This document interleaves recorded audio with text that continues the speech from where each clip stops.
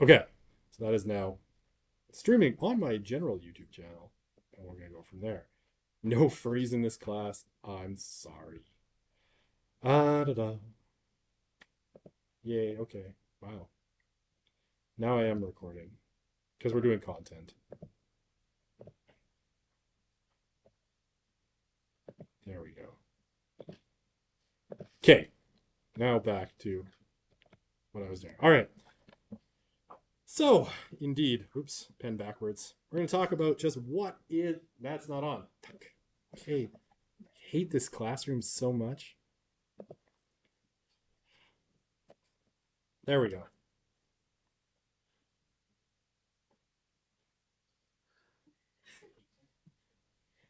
It's just extremely delayed. All right. There we go. All right. Wow, the color on these two screens is ever so slightly different. That bulb is dying. I can actually see it from the. I can see the yellow in the lens. All right, we're gonna really try to get out of here. I swear. Room where you're all in front of me. All right. So what is religion? Okay. Ugh. So I have to say something here, and I kind of want to preface this whole discussion. It's kind of like what I was saying a second ago. Um, a lot of the questions that sociology of religion asks are inherently very, very Western, right? So even this question of what is religion, right, is deeply shaped, particularly by Western questions, and by the West's, particularly Roman Catholic or Latin Catholic heritage, right? So the idea of a divide between the secular and the religious is one that really comes to us from a very, very specific source. And this is from Augustine of Hippo, known to Catholics as Saint Augustine, right? So Augustine lived, 354 to 430 AD, and is a super influential kind of philosopher and saint of the Latin Christian church, right? Specifically Roman Catholicism, right? So he was faced with something that was happening, in his time, which was the collapse of the Western Roman Empire, right? So the western part of the Roman Empire, in Augustine's life, is falling apart, right?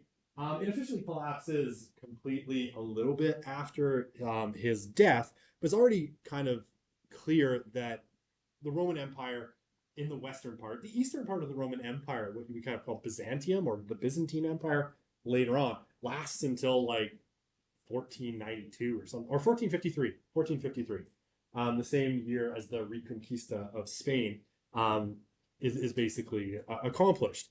So the eastern part of the Roman Empire lasts for a long time, but the western part is falling apart, by the 5th century. Um, and so, kind of faced with the collapse of the Western Empire, um, Augustine writes this book called The City of God, right? And the key kind of thing that he splits out in The City of God is this idea of the cyclum, right? Or the passing things, right? The things of the world that come and go. And I mean, technically, I think cyclum in Latin was this idea of like, the kind of single human lifespan. But Augustine takes this idea of the cyclum and he sort of expands it to all human institutions, right? So there is all sorts of things. There are nations, there are empires, there are people, right? There are emperors, and all of the armies, cultures, all of these things for Augustine belong to the cyclum, right? The secular sphere. And from cyclum is where we get the word secular, right? Now, the things that are eternal for Augustine, right, the things that belong to God, belong to this other sphere. And this sphere is religio, right? Now, the Romans had this sort of loose concept of religion, um, but it's really in Augustine's kind of split of the cyclum and religio, or secular and religious, that we get kind of modern Western notions of, the secular as something that's separate from the religious as something that is separate from the rest of culture, right? So we get this idea, and it becomes very, very normal in the West. Through the entire period of the Middle Ages, there's this idea in Western Europe of a split between the secular and the religious, right? You have secular rulers, you have kings, but those kings, are not necessarily religious figures, right? The king, Charles Martel, and then Charlemagne, these figures, they'll be crowned Holy Roman Emperor, but the Holy Roman Empire itself and every other nation state and empire and king, secular government, the government of nations belongs to this realm of the secular. And then there's the religious sphere that, for most of Western history, right, up until Halloween 1517, belongs almost exclusively to the Roman Catholic Church. Halloween 1517 is the date of the Protestant Reformation, or the beginning of the Protestant Reformation. And it belongs entirely to the Roman Catholic Church. And the church, for Augustine, is seen as eternal, right? The religio, doesn't pass away. It is eternal, whereas the secular is here and now, and it's going to come and go. Kings and nations rise and fall, but God and religion is forever, according to Augustine, right? Now, this concept will get carried forward. And when we get to periods like the Enlightenment, people take this and basically, again, they have this split between the religious and the secular, right? So religion for, the Enlightenment reformers belongs to this old world of kind of ignorance, right? Superstition, ignorance, and all of those things. And then the secular is, the scientific and all of those things. Oh, one other thing I should say. Once we get the Protestant Reformation in the West, religion becomes much more diverse as well, right? It becomes a question of what is your religion, right? Are you Catholic? Are you Anglican? Are you Lutheran? That becomes a question as well once you get the Protestant Reformation in ways that hadn't been possible before. So religion stops being taken for granted once we get the Protestant Reformation, and we go from one religio to many religios, right? Okay, now why is this important? Well, when the Europeans, go out and colonize other parts of the world, right?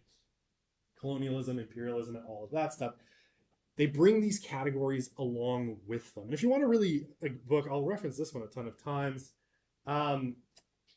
That really, someone who's really good at discussing this, there is a British historian. His name is Tom Holland. He's not, in fact, Spider-Man. He just shares the same name with the Spider-Man actor. I tend to think historian Tom Holland is way cooler than actor Tom Holland, but I'm a complete nerd. He wrote a book a couple of years ago called Dominion about the effect of Christianity on the Western mind in particular. And this is one of the things that he talks about, right, is this idea of the secular. Now, one of the things that Holland talks about is when the Europeans go out into, the rest of the world, and the British, for example, go and take over India, they bring this category with them. But it's a very foreign category in places like India, right? Because in India, prior to colonization, there really isn't this split between religion and the secular, right? They're deeply intertwined. And this is actually the norm for most human cultures outside of kind of Western Europe.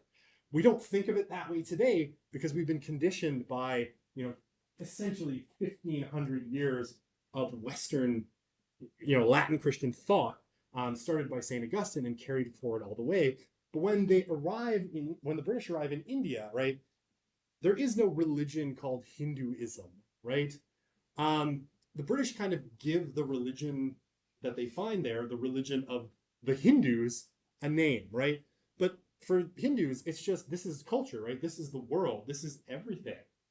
There is no not being Hindu, right? That's just a ridiculous kind of category. But the British come and they're like, okay, your religion is Hinduism. We're going to give it that name.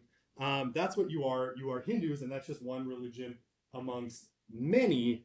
But, it's not integral. And they found, essentially a secular state, the British Raj, which eventually, kind of branches out into a secular um, Indian state after 1945. So, but they bring this category of the secular and the religious into a context where it really doesn't make sense. And what we're seeing today in a lot of places, right? We see this in a lot of the Muslim world, and we're seeing this certainly in India today. There are sort of active efforts by, we want to talk India specifically, Hindu nationalists, to kind of close that gap, right, between the secular and the religious. So this Hindu nationalism is seen as a move away from, if you look at like Narendra Modi, the Indian PM, getting rid of this kind of notion that there is, a secular world and a religious world is seen as a kind of move back to a traditional Hinduism. So this question that we have, right? What is religion? Is a deeply Western question, right? Because for a lot of cultures, religion and culture are so deeply entwined, it's really, really difficult to separate them out, right? And the question in a lot of cases wouldn't make sense. And this has been, in some cases, some of these struggles, of Muslim nations as well, is Islam broadly doesn't have this kind of category, right? Islam largely has a set of rules which spill into legal systems, um, and Islam isn't seen as separate from a kind of secular state. The two tend to be quite deeply intertwined in a lot of cases, right? And certainly, this goes again a little bit sideways once Islam, especially, is sort of overpowered by stronger Western European powers. The Ottomans, eventually will create a sort of secular state in Turkey that kind of mixes these two things. But for most of its history, right, religion and culture, religion and law were all seen as kind of intertwined in really, really deep ways. Where, in the West, that's less the case. And as we move forward, it becomes less the case. Um, less the case more and more. Okay, that's a bad sentence. I'm sorry. But, it becomes increasingly less true that religion and culture are deeply intertwined in the West. Okay, did I get everything on this? I think I did. All right.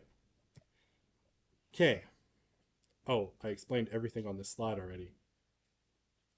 I got excited and I knew what was here and I talked about all the things. Okay. So yeah, when Westerners go, oh, da, da, da, da. Okay, we're just not going to talk about that because I already talked about it, and now you have a slide for it. Me good. All right. So this is where stuff gets really, really difficult. Historically, when we start talking about sociology as a discipline, right? So we're talking now into the 19th century, right? When we start getting people like Marx, but more, I would say, Weber and Durkheim, and then their sort of acolytes and people like Talcott Parson. Um, I'm forgetting names. Robert Bella is an important one, which we'll talk about as well. Religion comes to be a really, really difficult term to define, largely because there's so much diversity in world religious systems, right? That there often aren't that many characteristics that they share in common. So it is a really, really difficult term to define. I would say it's actually one that is among the most difficult in sociology. Now, as we go forward, we're going to talk about some of the problematic definitions and why they're problematic. And then I've got what I think is a good one, which is sort of the one that we're going to run with through the course. However, our definitions of religion historically have suffered from two major problems, right, or deficiencies. So they're too broad.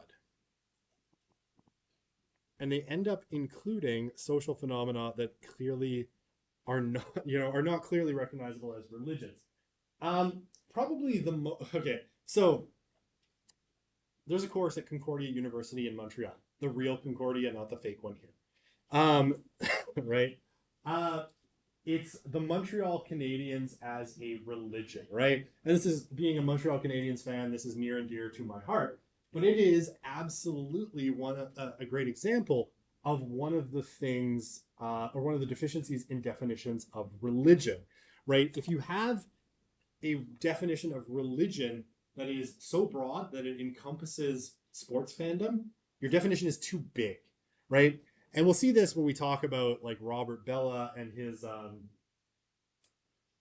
American civil religion. He talks about kind of American civil beliefs as a sort of religious system. We've now clearly moved away from something that would be clearly definable as a religion into including a bunch of phenomena that share some characteristics with religion, but are clearly not actually religious, right? So typically, our definitions are either too broad or they're too narrow.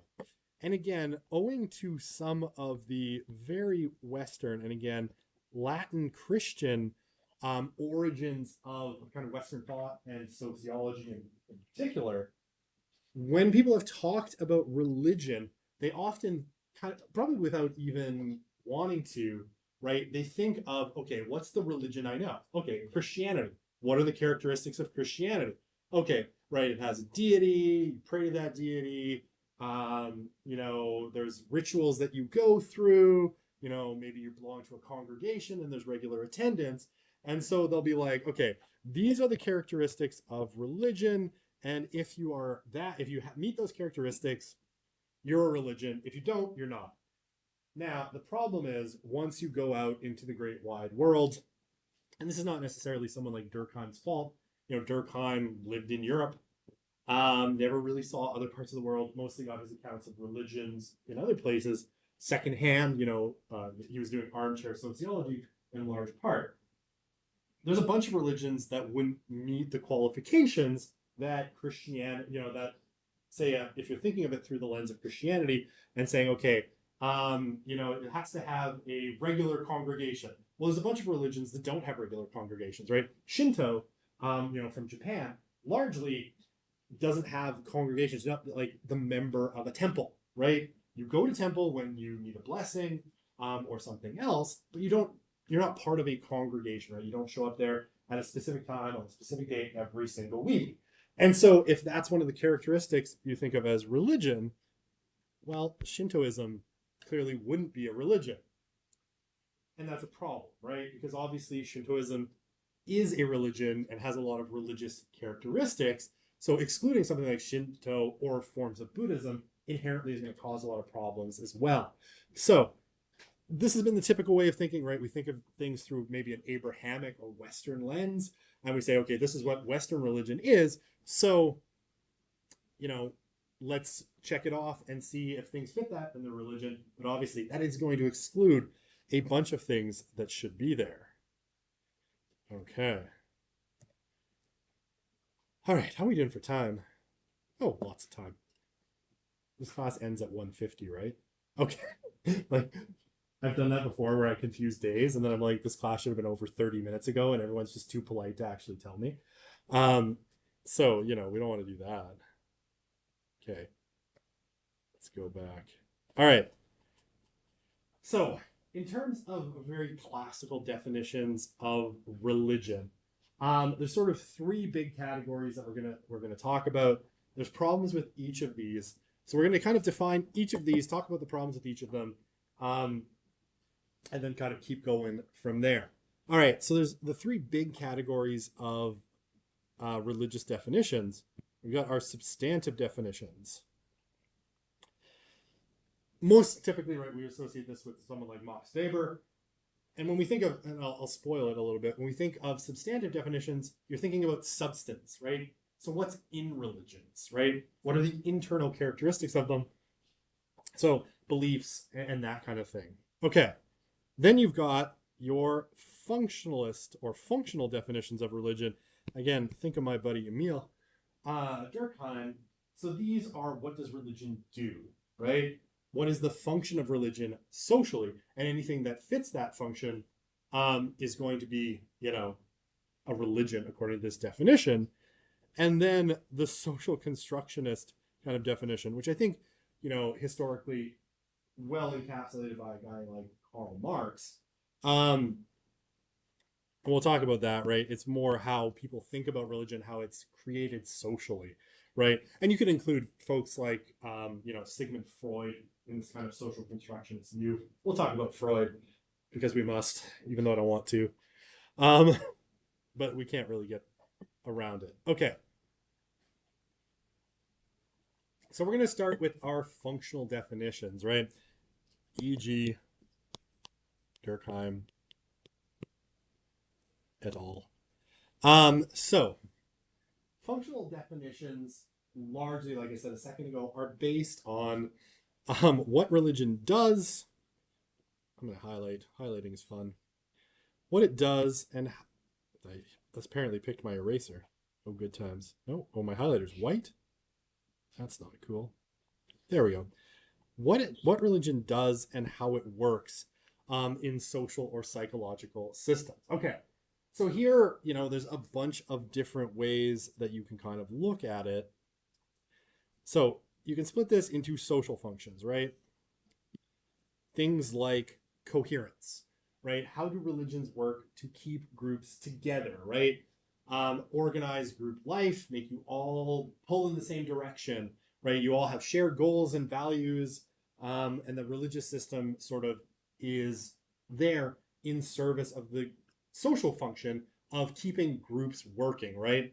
So, everybody knows what to do. You know when it's time to harvest because you have the harvest festival and you sacrificed something to the gods, right? Or whatever it happens to be, right? Coherence, right? A reaffirmation typically of social order is also in the functional definition, right? Who plays what roles? Why are things the way they are? Why are certain people in charge, right? And you can see this kind of idea in the medieval notion of the divine right of kings, right? That why does the king get to be king and you're just a peasant?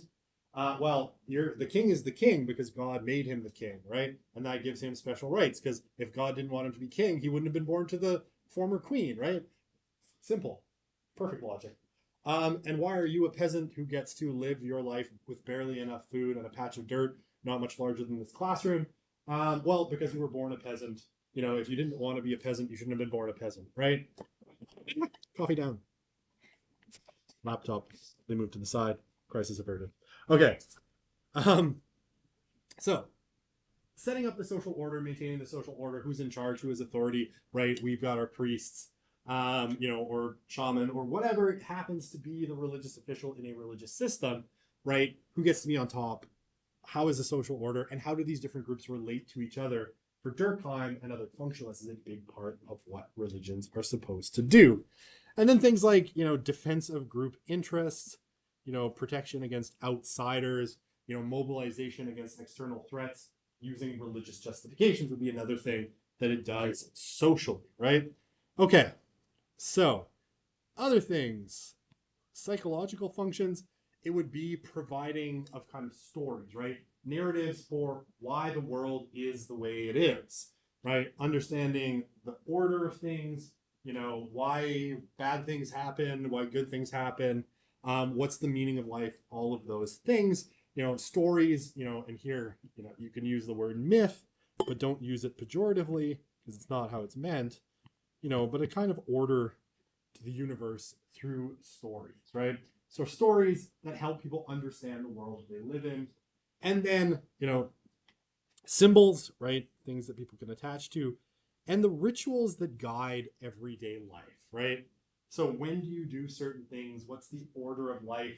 How do you relate to, whatever religious system you happen to be in, the divine or, God or whatever it happens to be? Religions tend to offer, rituals which structure life, right? And they structure your mind and they tell you what to do when certain things happen, right? If you're Jewish, when someone dies, you sit shiva, right? That's just the ritual that people know to do, right? When a certain time of year comes, you have Passover or it's Easter or Christmas, right? This is, these rituals that religion kind of lays down to set a structure to kind of human conditions in this functional kind of way of looking at it.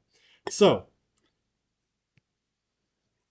one of the things that functional definitions do is they instrumentalize religion, right? Religion is a tool.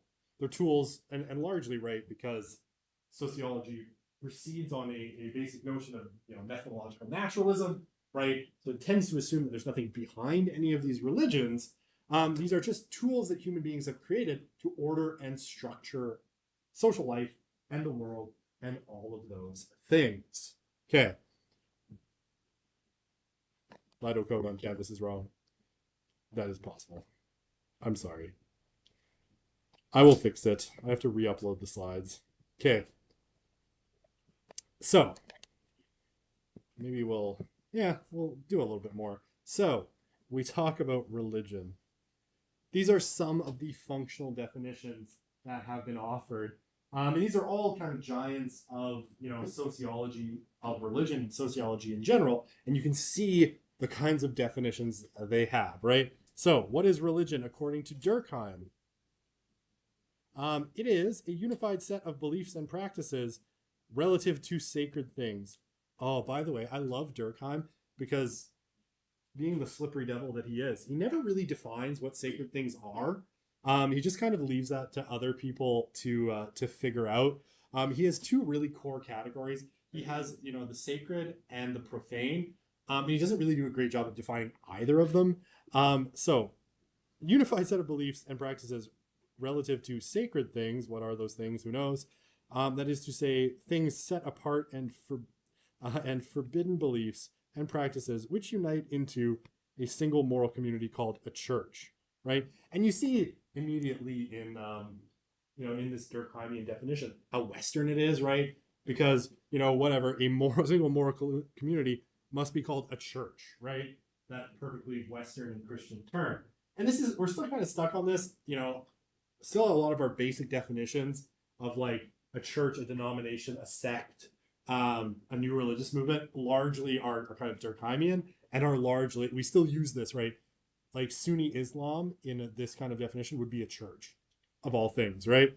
So called a church, all those who adhere to them, right? Okay, so I think there's some obvious problems with this definition. You see kind of what it's doing, right? So what is religion? It's a unified set of beliefs and practices relative to sacred things,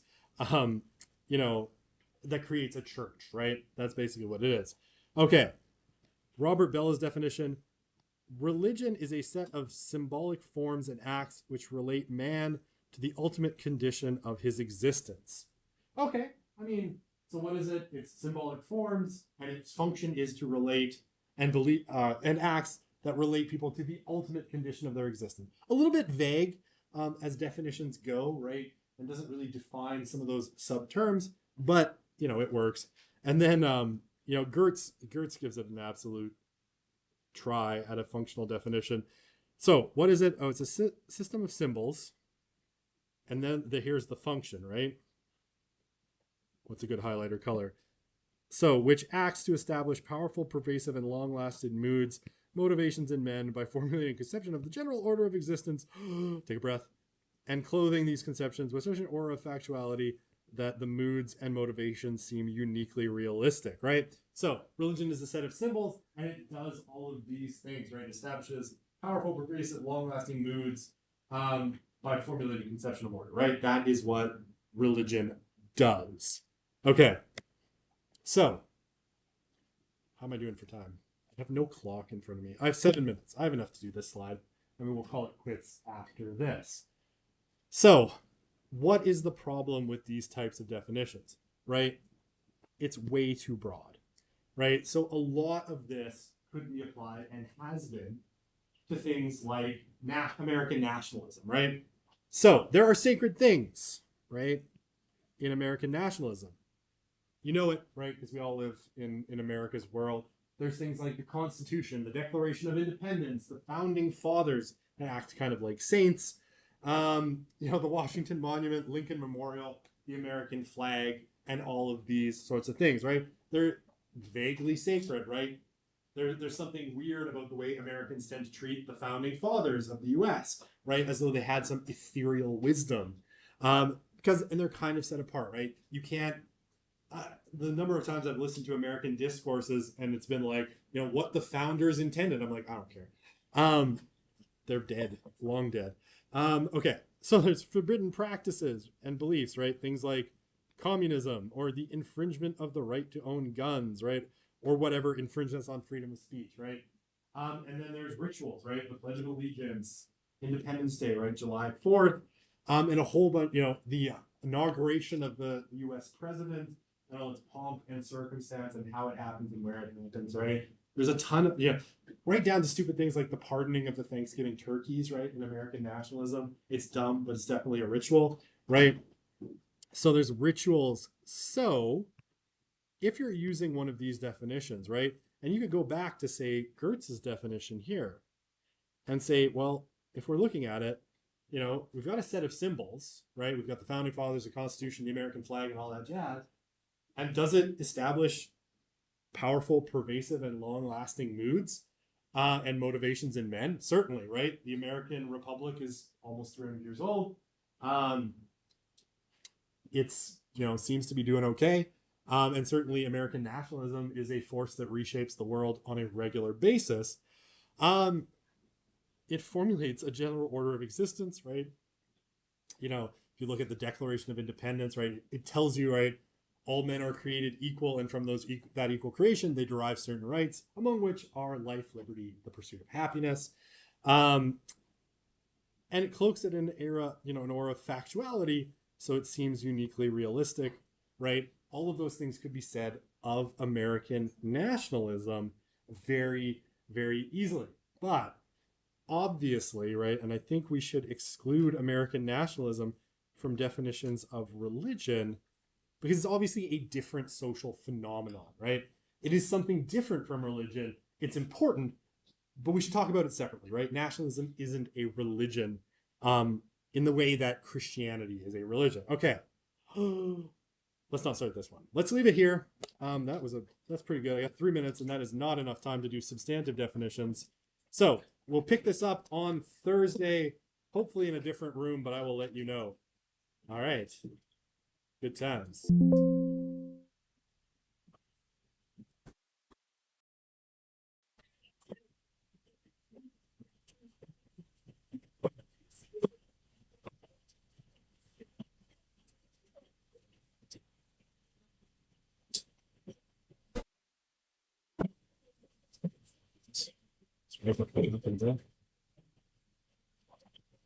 Oh.